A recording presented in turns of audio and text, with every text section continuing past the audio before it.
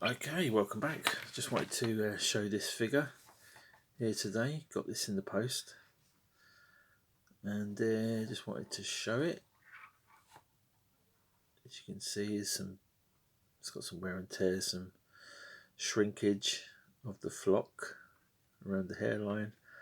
A little bit missing there from the sideburns. Again on the back, I think there's some. It looks like it's kind of shrunk away from the edges there. But other than that, it's nice to have original beardy flocked head. So I want to give a shout out to either Natalie or Jim. I'm pretty sure it's Jim using his wife's Facebook, just from the messages going backwards and forwards. But yeah, he sent me. He done this for, I think it was £30. We agreed on in the end. I'll give him 32 just to cover the PayPal fees. It's got two right hands, so I thought that is ideal for me because I've got a figure here. I'm not sure if I showed in another bundle. Can't remember what I've uploaded and what I haven't uploaded, but I've got this other figure here that's fallen apart, which has two left hands and the fingers are missing off that one. This is the G.I. Joe from Canada. I don't know if you can make it out on there. These were quite rare. I was reading up, well, I was looking at some of the posts on Facebook, and people like Alan Scott was saying, other people were saying that they sent G.I. Joes because there was a shortage of Action Men, but I think, as Alan Scott was saying, it wasn't a shortage, it was just quicker to get them over to the UK. They just stuck the G.I. Joe, even sent them out in the G.I. Joe packaging, just stuck an Action Man label over the top. So this is a nice thing to have. I believe it's all original. It's got the painted rivets.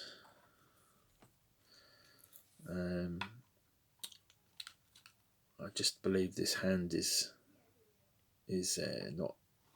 It hasn't got painted rivets like the other one. So, looking on this figure, this seems to have painted rivets. So maybe if that can come off, might need to use a bit of hot water to get this out.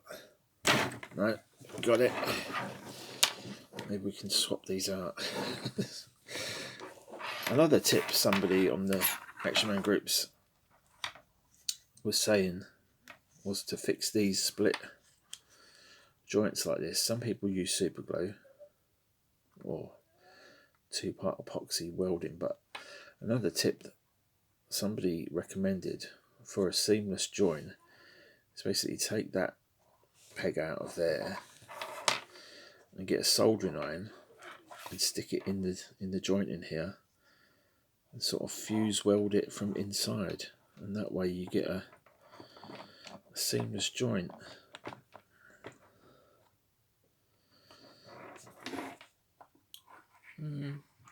Well, you're still going to get a bit of a line there. Yeah, it's a good little tip. Might try it. I might end up making it a lot worse, digging a soldering iron around in there, but it might work. Every time I use super glue, I end up with it all over my hands. I am getting better at using it, but yeah, the super glue gel is better. It doesn't run as much, I still managed to get that everywhere. But this is so, you know, so badly cracked. I might be better off just using 2-part epoxy and just smearing it all in there, using some electrical tape to close it, and then that would be a good strong fix. And then when you're going to put the peg back in, some people have suggested sanding this down a bit so it doesn't open up the joint again. But yeah, anyway, let's try and get this out. Well, that come out quite easy. So let's swap it for the painted rivet one. And there we have got a completed G.I. Joe from Canada. Again, you can see somebody's done some ancient repair here. But yeah, this is in pretty bad shape. It's got a split there. This leg's on back to front. That needs turning around, but I need some heat to get that out of there. It's got a split there, as you can see. Split there. Yeah, both thighs are split, front and back.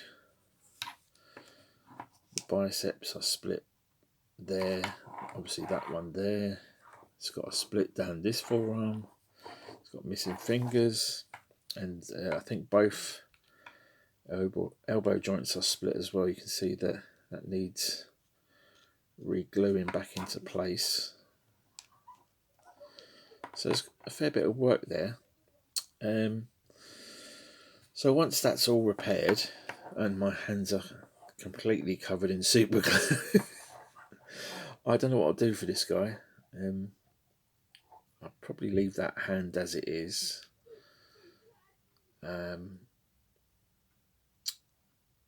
You know, the obvious way to dress this guy would be in a Mountie outfit from Canada. He's got the blonde hair. Obviously the Mountie's hat would cover that. The face is in nice condition. Could do with a little touch up, but I'm not going to. I'm going to try and leave it as stock as possible.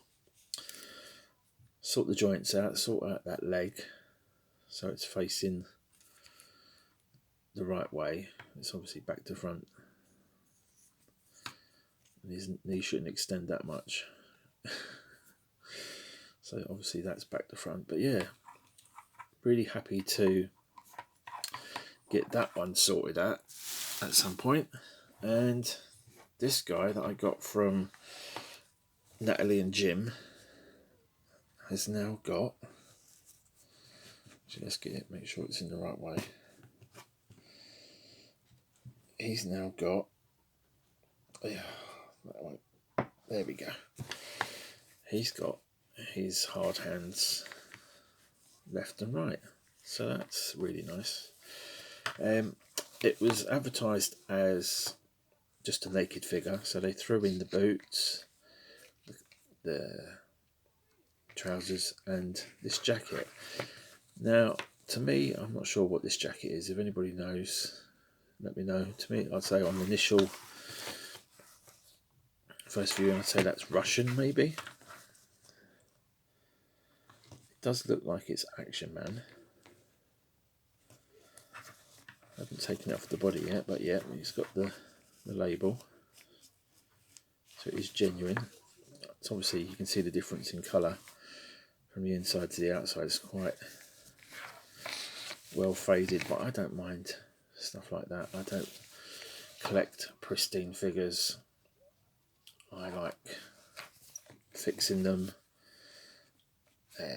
You know, obviously I'll give this a wash. It is a bit dusty, but if I can get some faded trousers to match with that, that may get used in the future. It's not really an outfit that I'm sort of after. It's nice to see. Trousers look like they've got the original popper on there. It looks like it's fused together though, so I don't just get that on a bit better. The boots are a bit mangled, but I'll say they weren't even. It wasn't advertised as such, and I think 30 quid for a figure is pretty much the going rate. I mean, once they're restrung and stuff, some people ask a little bit more. It needs some new elastic for the shoulders. This is got no stretch left in it. And I've got some green. Yeah, it looks like it's been twisted until there's nothing left of give in that, so that needs to be replaced.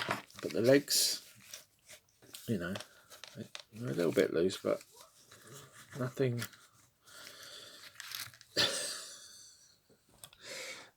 that I can't live with.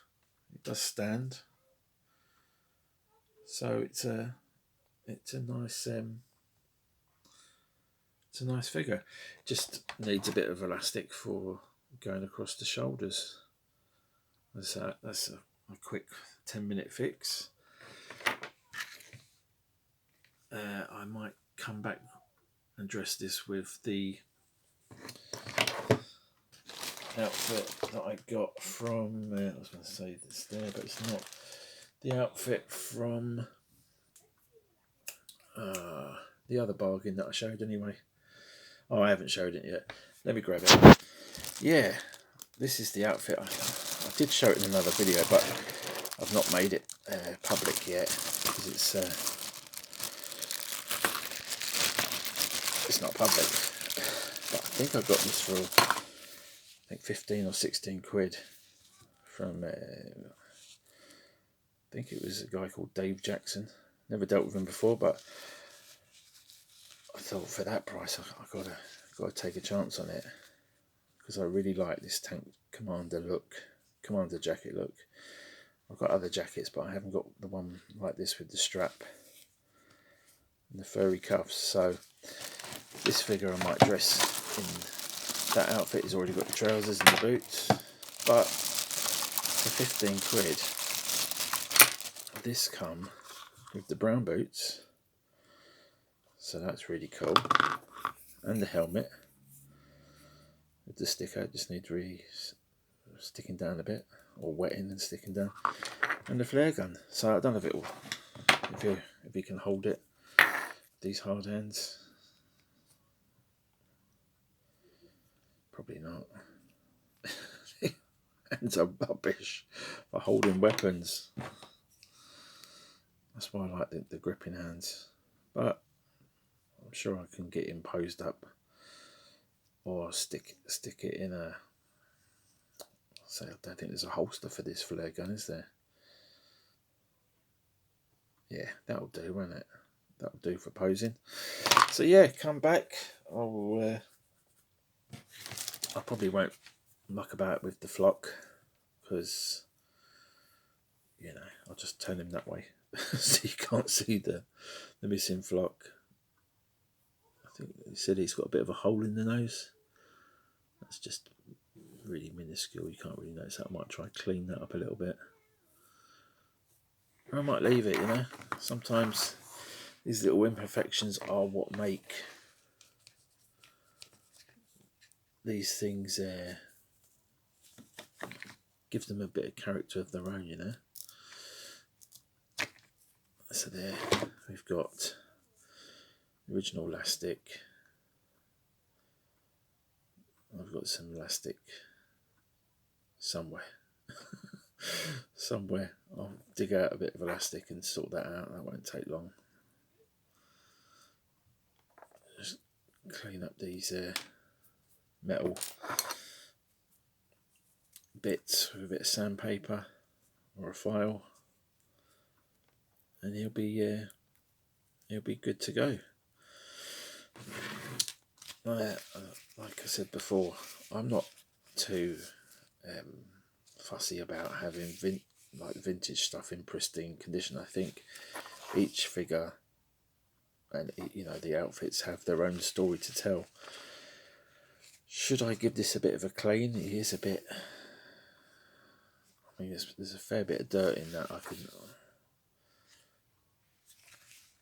Maybe I'll show it on camera with the dirt and do a poll and see what people think. Shall I wash it or shall I not wash it? But yeah, I do think you lose some of the character once you sort of restring them. I mean, this has got the original elastic in there. You got a bit of rust going on. You know, some of the rust sometimes comes through and stains the outfit. You've got obviously rust in there. Might have been left out in the rain at some point, or left in a loft, a damp environment over the years. They get rusty. Some of them I've had are like pristine, you know, the odd little bit of rust, but you know, like I say, each figure has got his own history. I mean, I had some figures as a kid, and God knows what happened to them. They might have got left behind when we moved house when I was about 10 or 11. They might have just been broken, given to charity shops. They might have been stolen by the local kids who were a bunch of little thieves.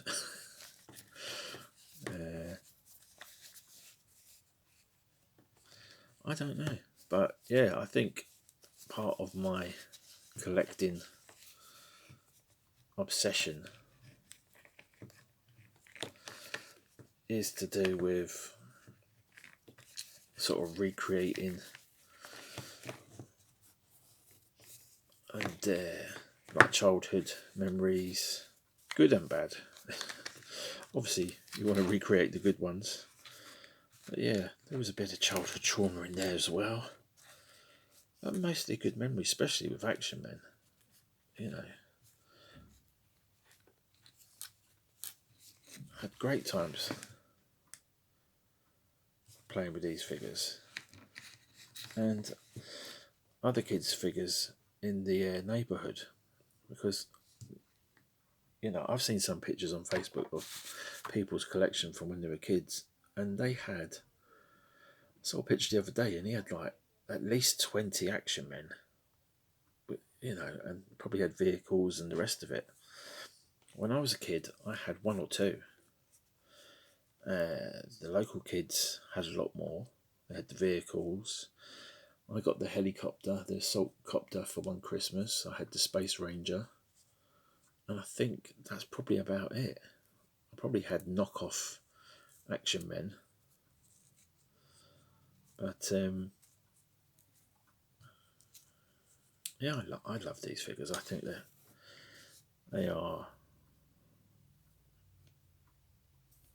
they stood the test of time. And there's actually a book being compiled at the moment, asking for people's stories and history with Action Man. So I might contribute to that if I think I can add anything to the mix. Like I say, my history of it is mostly as an adult. As a kid, I had the few figures that I mentioned, the rubber suited Space Ranger, the light blue one, and I had the assault copter, and that's all I think I had. Like I say, I might have had a few bootleg figures, played with other kids' figures in the neighbourhood. But yeah, it's one of those ones. The adverts are very nostalgic when you see the adverts on YouTube for Action Man, especially the ones with the specific sort of music, with Captain Zargan music. Dun, dun, this is today's Action Man. Yeah, really cool, really nostalgic, just good vibes. I think it's something lacking with today's kids. There, like my friend,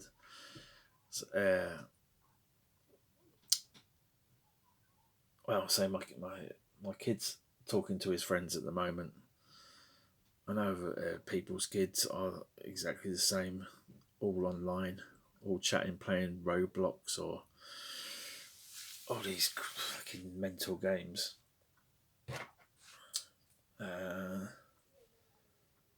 I think they've lost kind of the hands-on playing with action figures.